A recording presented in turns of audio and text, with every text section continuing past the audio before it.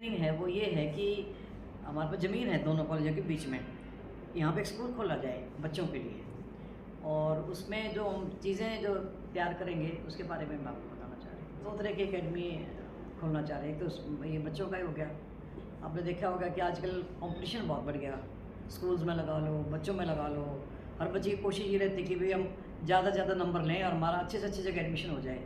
तो हम भी उस कोशिश में, क्योंकि आपने देखा होगा भी हमारा जो उचाना है या ये जींद का एरिया जो है काफ़ी पिछड़ा हुआ है।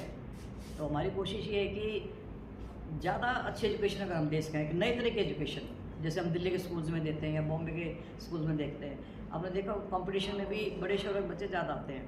तो हम ये चाहते हैं कि हम उसी तरह का स्टैंडर्ड हम उचाना में लेके आएँ, ताकि जो बच्चों के जो एडमिशन हो उनको ये लगे कि हम औरों से अलग तरीके से पढ़ने लग रहे हैं इस स्कूल में।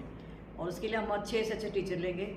कोई सिफारशी टीचर नहीं होगा, बाकायदा इंटरव्यू लिया जाएगा उनका, उनकी क्वालिफिकेशन पूछी जाएगी और जो बेस्ट होगा उसको ही हम सिलेक्ट करेंगे, ताकि अगर टीचर अच्छा होगा तो बच्चे अच्छे पढ़ पाएंगे।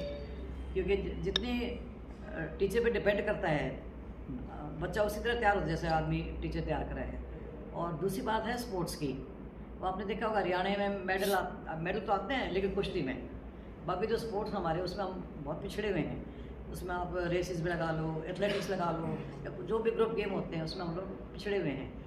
तो हमारी बहुत कोशिश है कि यहाँ प्रतिभा तो बहुत है, लेकिन उनको मौका नहीं मिलता। और मौका इसलिए नहीं मिलता कि हमारे पास कोई जगह नहीं है। तो उसके लिए हम एक नेशनल लेवल का स्पोर्ट्स कॉम्प्लेक्स भी बनाना चाहते हैं। और उसमें ये है कि हम जो उसके लिए भी हम अच्छे अच्छे कोचेज़ को लेके आएंगे।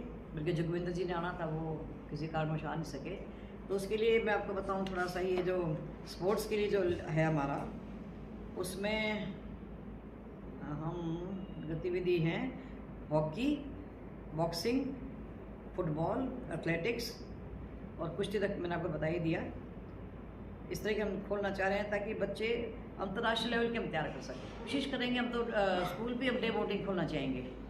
क्योंकि आपने देखा होगा बच्चे स्कूल पढ़ने के बाद घर जाते हैं, घर जाके पढ़ाई भी आपने पता है कैसी होती है। और पढ़ाई, और हम यहाँ अगर हम डे बोर्डिंग रखेंगे तो यहीं पे हम बच्चों को ट्रेनिंग में देंगे।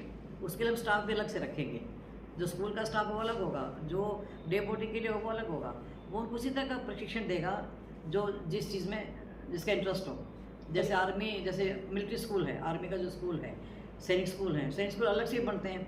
लेकिन हमारी कोशिश ये है कि जो सैनिक स्कूल का सिलेबस अलग होता है, वो सिलेबस भी हम इंट्रोड्यूस करें।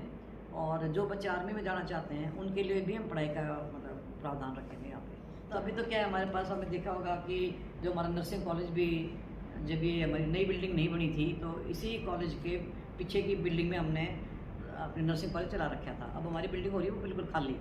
तो हमारी शुरुआत तो रहेगी यहीं अपने हमारे जो डिग्री कॉलेज है राजीव गांधी कॉलेज के नाम से, यहीं पे हम बच्चों की क्लासेस शुरू करेंगे। और फिर धीरे धीरे उसका एक नक्शा तैयार करेंगे हम उसका, कि किस तरह का हमारा स्कूल होगा, कैसी बिल्डिंग होगी, अट्रैक्टिव हो, देखने में सुंदर हो, बच्चे जिस पेरेंट्स भी देख के अट्रैक्ट हों। और आपने देखा होगा जहाँ स्कूल की क्लासेस लगती हैं, बड़े डेकोरेटिव से रंग बिरंगे टाइप के क्लासेस रखी जाती हैं। उनके बेंचेस भी रंग बिरंगे होते हैं, पढ़ाई भी ऐसी होती है, टीचर भी खेल खेल में बच्चों को सिखाते हैं जैसे पढ़ाई का जो एक स्टैंडर्ड है। तो हम कोशिश हमारी ये रहेगी कि अच्छे से अच्छे टीचर आएँ और बढ़िया बच्चे पढ़ें इसमें, ताकि उनको ये लगे कि स्कूल में एडमिशन लेके हम कुछ नई चीज़ सीखेंगे। टीचर को लाने का फ़ायदा ये रहेगा कि बच्चों में एक तो इंटरेस्ट बनेगा। एक शुरुआत अगर उनकी अच्छी होगी तो मतलब बढ़िया स्पोर्ट्स पर्सन हो जाएंगे। तो हमारी कोशिश तो ये है कि हमारे को स्पोर्ट्स अकेडमी अगर मिल जाती है यहाँ पे, फिर तो गवर्नमेंट की तरफ से हमारे को थोड़ा सा फाइनेंशियल हेल्प मिल जाएगी।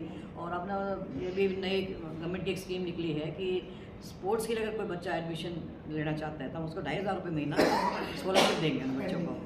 हाँ, उसमें जो बच्चे एडमिशन लेंगे उनको हम 2,500 रुपये अपनी तरफ से इन बच्चों को देंगे, ताकि बस उनका थोड़ा खाने पीने का थोड़ा सा वो भी सारा हो जाएगा। कि आपने देखा होगा जो स्पोर्ट्स की जो चीज़ें होती हैं, हम जैसे अखबारों में पढ़ते हैं कि उनके खाने का जो स्टैंडर्ड है वो उतना नहीं होता जितना बाहर के बच्चों के लिए विदेश के लोग कोशिश करते हैं। तो हमारी कोशिश ये रहेगी कि बच्चों का अगर खाना पीना अच्छा होगा तो अपने आप उनका मन करेगा हम ज़्यादा खेलें, ज़्यादा जोर से अपनी मेहनत करें, कोशिश होगी। वैसे देखो तो अब ये जब नर्सिंग कॉलेज भी हमने खोला था, वो भी एक नई ये भी चौधरी वीरेंद्र सिंह की सोच थी कि यहाँ पे लड़कियाँ 10वीं के बाद पढ़ती नहीं हैं। और हमारी देखो अभी भी 100% कोशिश ये है कि लड़के को हम एडमिशन नहीं देते नर्सिंग कॉलेज में।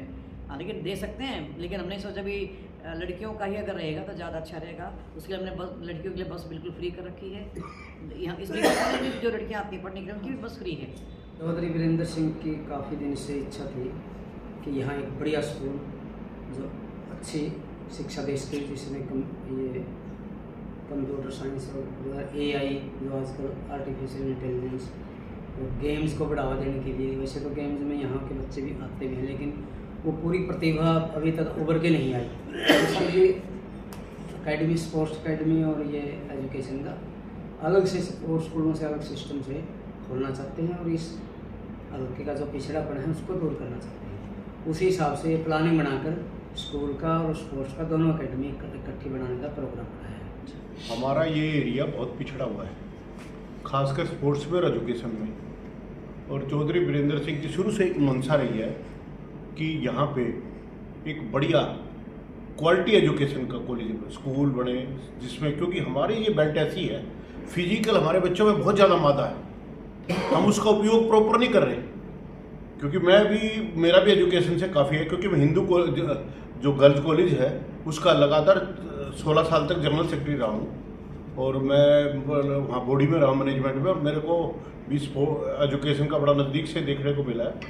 तो इसलिए हम सभी चौधरी वीरेंद्र सिंह के साथ चलेंगे। चौधरी वीरेंद्र सिंह हमारे को गाइड करेगा, मैडम हमारे को गाइड करेगी कि इस एरिए में एक बढ़िया स्कूल मिले बच्चों को। और छोटे क्या होता है कि स्कूल में क्या होता है कि पहले जब बच्चे लेते हैं एडमिशन, शुरू में तो 150 बच्चे होते हैं, वो कहीं भी एडजस्ट हो जाते हैं, फिर धीरे धीरे जैसे बढ़ेंगे बिल्डिंग बढ़ जाएगी।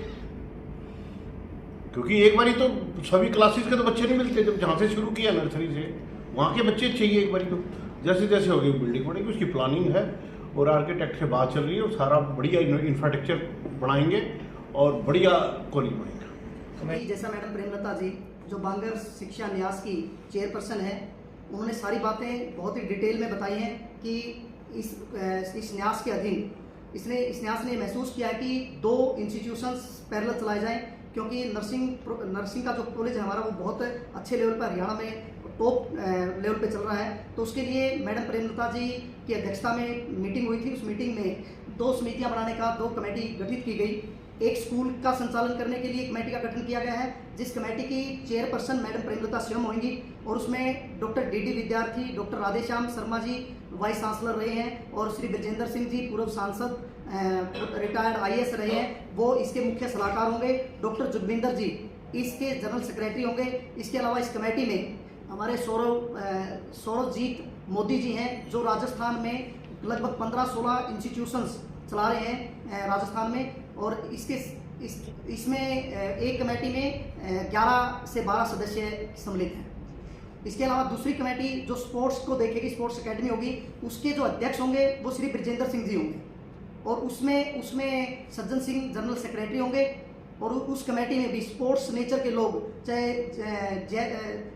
उसमें अपने अर्जुन अवार्डी हों, चाहे सुनील डबास जी हों, चाहे दलेल सिंह जी हों, चाहे राजवीर जी हों, तो उसमें जो स्पोर्ट्स नेचर के लोग हैं उसमें भी 12 सदस्यीय वो कमेटी का गठन किया गया है, जिस एक कमेटी के अध्यक्ष श्री ब्रजेंद्र सिंह होंगे जो स्पोर्ट्स की गतिविधियों को देखेंगे, और एक कमेटी की चेयरपर्सन मैडम प्रेमलता जी होगी। उसमें भी 11 सदस्यीय कमेटी बनाई गई है, जिनका संबंध स्कूल कमेटी में स्कूल एजुकेशन से संबंधित लोगों को लिया गया है, और स्पोर्ट्स कमेटी में खेल जगत की महान हस्तियों को सम्मिलित किया गया है।